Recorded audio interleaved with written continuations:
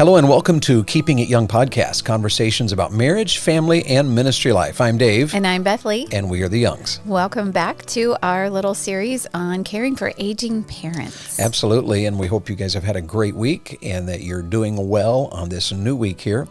And we've seen quite a bit of interest in this particular series. We have. I don't want to say it's hitting a nerve, but it's certainly striking home and getting a lot of attention. So thanks for all of you that have reached out this week or sent a note, sent a message, and even for the questions that some of you ask. And obviously this is a very difficult topic.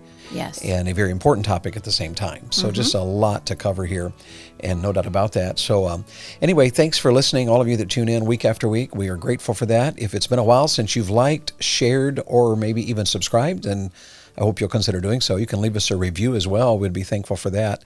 And of course, if you're always, we're always willing to help. If you reach out to us, we'll do our best to help. And we certainly have several that have reached out to us recently, and we're in the process of trying to be a help to them. Yes. So thanks for that. And if we can continue to do so, please allow us to do so. But here we are talking about caring for aging parents. And, for some of us who listen, that it seems like, for many of you, it'll seem like, well, that's not even on my radar. But it will be eventually. Yes. So this is at least information you can store in the back of your mind, maybe even take some notes and file them somewhere to where they're handy, because, we are living in a culture where parents are living longer. Mm-hmm. And because of that, many of our parents are living longer in a healthier way. Mm-hmm. And even when they're not healthy, because of modern medication, because of different things that we can do in our culture that our forefathers could not do, our parents who are not well physically can live much longer in that situation than our forefathers would have been able to do so. Right. So there's certainly a lot here and a lot of stuff that we need to cover.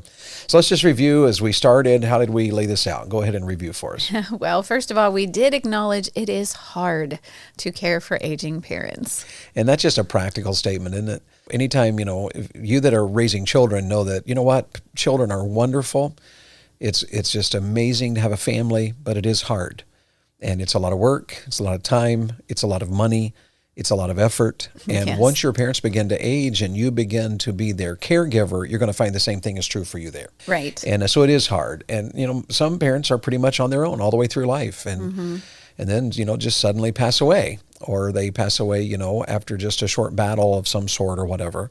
And some still in our generation die of old age. It's our time to go. We're getting older. But many of you will have parents who struggle, who have physical needs, who have physical challenges that you will have to deal with as they get older. Yes. So it is hard. All right, what's the other one? As much as possible, plan ahead before the care is needed. Now, if you were here last week, then you heard all this. But if not, just kind of give us an overview of that. You've done this. So what does it mean to plan ahead before care is needed? Well, you just have to have some hard conversations. None of us who are of a certain maturity like to think about a time where we might be needing help or needing daily care or even incapacitated in some way. We don't like to think about that.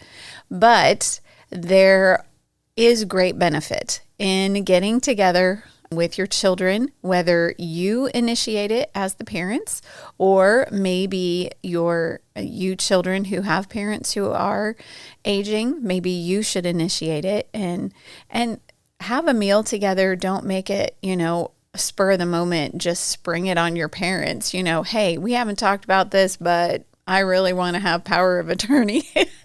Don't state it like that. Just maybe have dinner together and just say, hey, I know you guys are super healthy. It doesn't seem like there's anything coming up in your future right away, but could we talk about maybe putting one of us siblings on your bank account and maybe choosing one of us siblings to have power of attorney?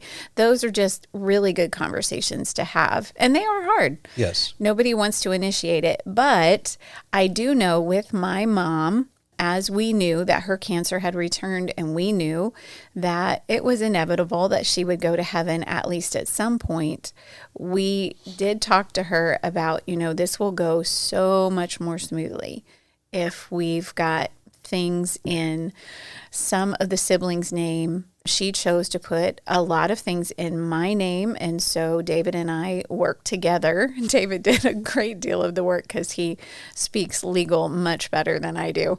But she put a lot of things in my name so that when the time came when she could not deal with things on her own, and then after she passed away, it was so much easier legal-wise to deal with things. Yes, and you moms and dads that are listening out there, as you're finding yourself getting older, don't leave that to your children. Don't leave that planning thing here, preparing ahead, planning ahead. Don't let that be something your kids have to address. Go ahead and address that yourself while you are, of sound mind, while you are physically able. Think ahead. For you that are becoming, senior citizens, as we call them in our country, you're getting older. It is a good thing to go ahead and plan ahead while you're able to think ahead about that. You may be, a member of some kind of retired program or whatever that has information available. Take advantage of that and find resources. How do you, prepare for that? If there's insurance plans available, go ahead and think that way. If there's, money you're setting aside in a CD to help with those things, make sure all of that is communicated, is planned.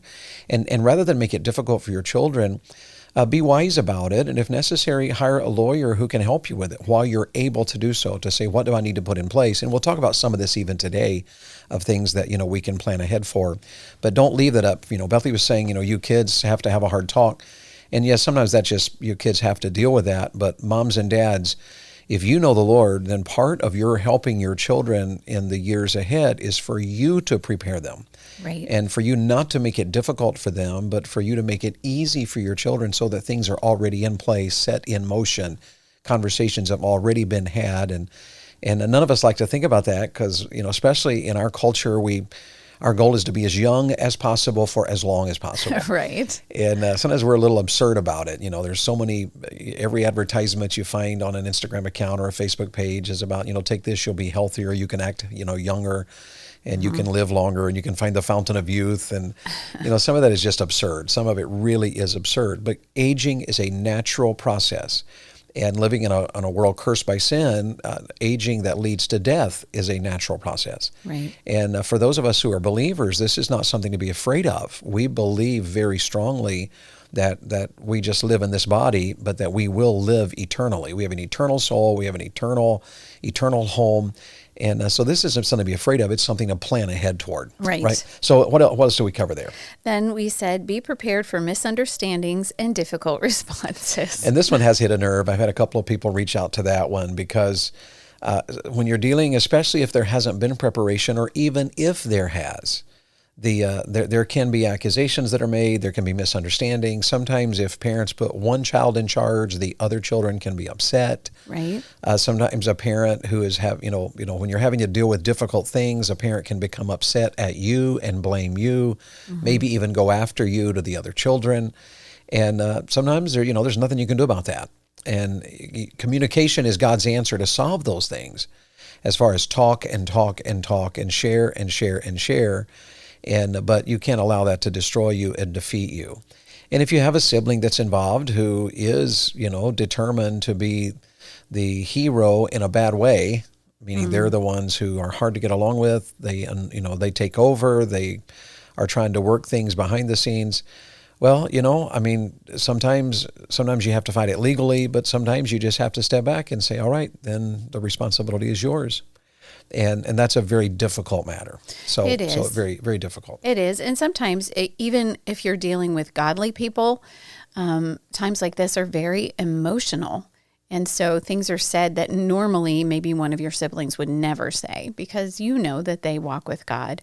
It could be that you have a parent who has always walked with God, but their illness is causing them to change in some ways. It could be that just physically and mentally they are changing. But it also could be that the emotions of knowing that their demise is on the way, it's very difficult for them to deal with. And this is something they've never dealt with before. And so they just are not handling it in a spiritual way. And all of a sudden, your sweet mama, who always was sweet with you, is just no longer. Yes. And you think, oh dear, just be prepared for that and handle it with as much grace and spirituality as you possibly can. Excellent, excellent, excellent. So today we're stepping in here where we kind of ended last time, but we'll expand on this one. The last thing we really covered was that taking care of aging parents should be a we affair and not a me affair. Right. And there are very few of us, if any of us, who have the ability to care for our aging parents alone.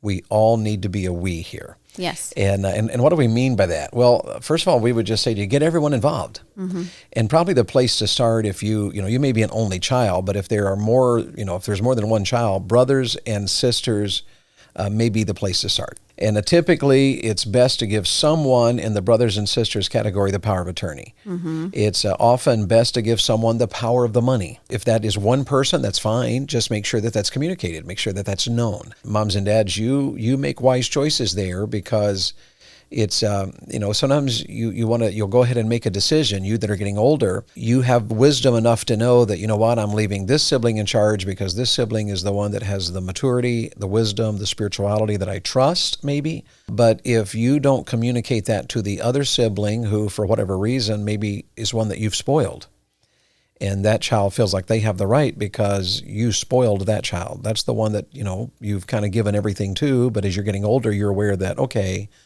this child, the one I've kind of been favored, towards, or who's been my favorite, is not the one I want to walk with me as I die. Well, if you don't communicate that, you're putting your children in an awkward position. If you're not willing to communicate it face to face, at least leave it in writing so that it is written down and can be read by the siblings, so that you bear the responsibility for that. You're not putting that on the responsibility of one of your children. And you can also just have the conversation. It may be that you trust all of your children and you love all of your children, but there is one who's more apt in a certain area, so that you can say, you know what?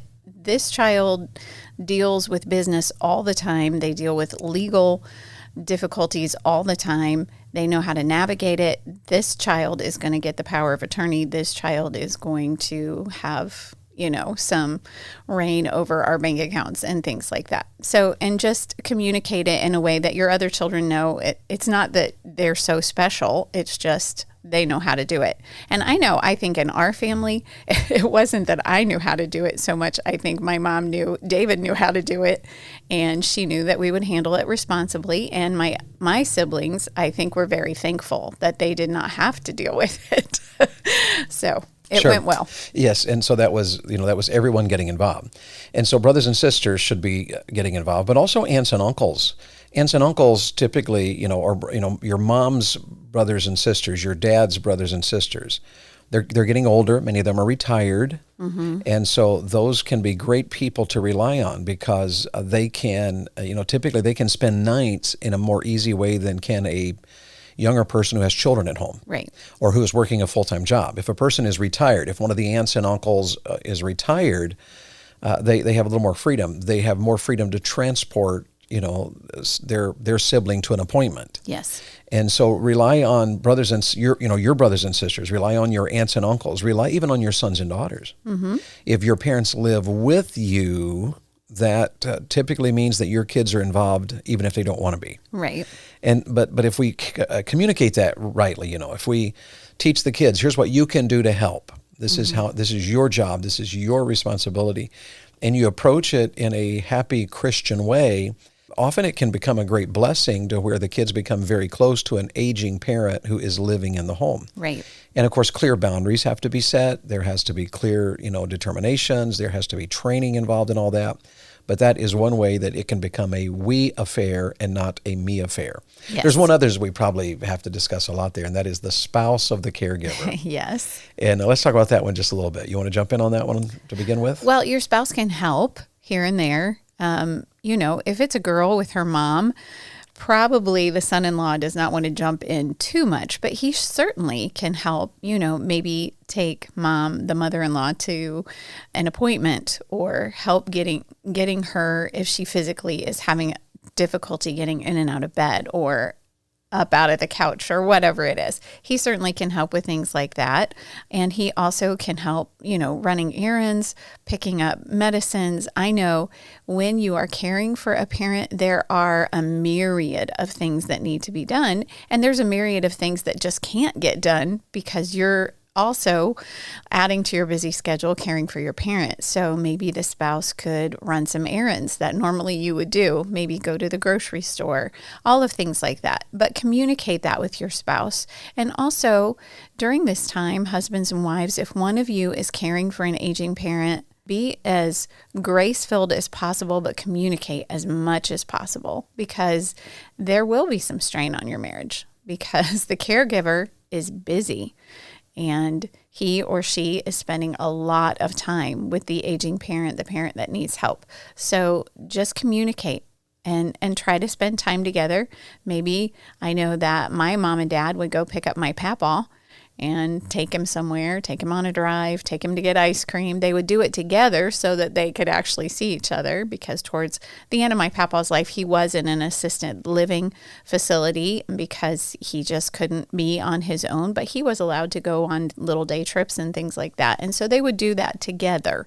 And I think that will help during those times of stress and all the busyness of caregiving. If you are in constant communication, if the other spouse can help out with those chores that the caregiver just can't get to, and then you spend as much time together as possible. And it does seem the key word there is communicate. And maybe the other word might be to prioritize. And you have to do that on both sides. The one who is giving the care, the caregiver, needs love and understanding as they give to their parents. Right. And for you that are married to a caregiver, you have to give a lot of love. You have to give a lot of understanding. You have to give a lot of leeway. And you have to give a lot of yourself, because you have to realize that your spouse is under a lot of pressure and carrying a lot of weight. And what an opportunity for you to step in there and prioritize your spouse. Make it about her and be aware of her needs and love on her or him, as the case may be. If on the other side of that, the one who is the one who is the caregiver needs love and understanding as they give to their parent, but the one who is married to the caregiver needs the same as they give to their spouse. And so both are giving. One is giving to her parents or his parents. The other one is giving to their spouse. And both need love and understanding. And that has to be shown. That has to be taken advantage of. You have to communicate, talk about everything. And you really, maybe the best way to say this is, you really do have to learn at this season of life to walk in the Spirit, to be selfless, Yes. and to give in ways that you have never given before. And so it is a very difficult matter. And Bethlie and I worked through that, because when Bethlie's sister was the primary caregiver towards the end of Mom Dennis's life, but before that, there were many times when Bethlie had to be there, had to go, and we'd be separated by a week or 2 weeks here and there. And we had 5 kids, and the 5 kids were homeschooled, and we were traveling in revival. So there was a lot of difficulty even in making things work, as far as you would have to leave us at one church in the middle of a week to go to your mom's, but while you were at your mom's, we would move maybe 800 miles to another church to start another meeting. And so the kids got involved in that. They helped, with meals. They helped. We worked really diligently during that time to keep our homeschooling focused and starting at the right time and getting the work done. It meant that there were things, like I don't think I played any tennis or golf or anything in those days, because the kids were the priority and they had to get their school done. So I did a lot of teaching and trying to grade papers. And I did all that because Mom Dennis was the priority. She needed attention. She needed your time and effort. So the key to that was priority, just prioritizing. The key to that was communicating. The key to that was also trying to walk in the Spirit and live selflessly. And what an opportunity, instead of allowing that to become an irritation and an annoyance, to allow that to be a opportunity to grow in love and respect, to say, my goodness, you are the most amazing woman in the world for all that you're doing for your mom. And to communicate that to your wife, or to communicate to your husband, you're an amazing son in the midst of all you're already doing, providing for us, taking care of our family. You're also trying to take care of your mom and dad. That is an opportunity to really be Spirit-filled. Yes. And to show great love and great care and great respect. And if you do that right, instead of coming through it at the end exhausted and damaged and having now a ton of work to do on your own relationships, you come through it closer than you've ever been is the goal. Now, obviously, Beth and I are aware of the fact that a lot of what we're talking about is the ideal situation. It is just ideal. But we're going to be talking some here, and mostly next week in our final episode about special situations and even ways to handle those that are more difficult. Right. So we would say that it needs to be a we affair, not a me affair, that every person should just determine to get involved as much as possible and help. Yes. So let's do one more thing here. Make it a practical matter. Just make caregiving practical as you can make it. Don't complicate it. Prepare wisely. Think ahead. Remember, while the decision is easy, decide ahead of time as many things as possible. Make sure that you have a will, a living will, that all important information and important papers are together, Yes. and everybody knows where they are. So just make it practical. Prepare, and then plan carefully. Sit down with people, with as many as possible in your family, to make a plan. Make sure someone is designated as the one who takes charge. And we've already kind of touched on that, but Yes. somebody should kind of be designated there. And you do need that. I know when I was caregiving for Mom, I kept in touch with my siblings and I would let them know, okay, this is what's going on. This is what was said at the doctor. Then when my sister came home and she was taking care, and she was the one who primarily was taking care of Mom, then she was in charge. And both my brother and I knew that. And so we just, we would then communicate with her. And if she needed something, she would let us know. So make sure that there is a clear, okay, you're in charge of this. What can we do to help you? Yes. So the idea there is prepare wisely and plan carefully. And we've already kind of touched on it, but I put it in the notes, talk continually. Yeah. In other words, keep everyone in the loop, keep everyone organized, and whoever's the best at that is the one that should be in charge of that. Yes. And this is not a time to, stroke egos and try to position and jockey for, Mom's favorite and all. No, this is a time for you to do the wise thing. It's a time to be adults. It's a time to be mature. And for those of us who are Christian, it's a time to be Spirit-filled and Spirit-led. Absolutely. And just think about it very carefully. Maybe use even a group text morning and evening so that everybody has a connection. Here's how Mom did in the night. Here's how Dad did in the night. Here's how I was today. Yep. Everybody then is kind of in the loop all the time. And you want to organize this to where it's an easy thing. Just pick up the phone, send a, voice text, and hit send. And that way everybody's in the loop, everybody's kind of aware, and maybe at that point it's time to say, by the way, Thursday's coming, and that's when you're supposed to take Mom to the hospital, so that you're reminding, and this is do whatever you have to do to be organized. Have a big calendar to where everything is written down and you can look at it so that 3 days from now this is happening, 5 days from now, 2 weeks from now this is happening. And the more you can plan ahead, schedule, and do all of that, the more important and easy this is going to be. Yes. It is a very difficult My thing. mom actually helped us with that. She had a calendar that she just had on her kitchen counter. And so every doctor that would call, and there were several, every appointment that needed to be made, the calendar was readily available, and I could go right to the kitchen and I could open it up and I could be like, yes, we can do that appointment, or no, we already have an appointment. Sure. And both my sister and brother had access to that calendar if they needed it. And then I could readily tell them, these are the appointments that Mom has this week. My sister could do the same when she took over. My brother, he knew when we would be gone for an appointment, so he knew it was a good time to come over and mow the grass, So it just keeping everyone in the loop that way is just very helpful. Well, that's probably a good place to stop, and we'll pick up next week and kind of finish this one.